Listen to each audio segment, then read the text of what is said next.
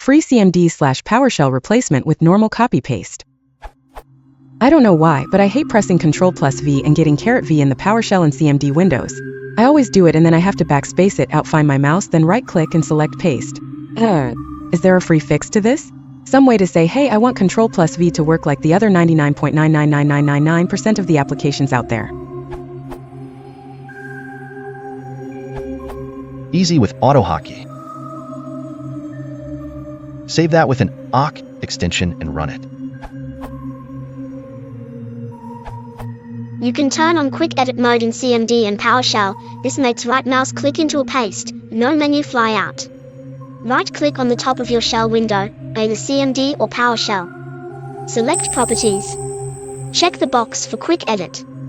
Redo the steps but select defaults in step 2, to make sure you will have the setting permanently.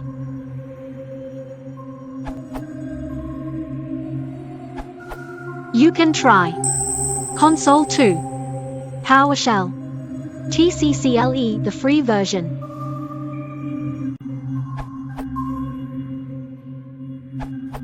You can use PowerShell ISE. It uses the usual Windows shortcuts.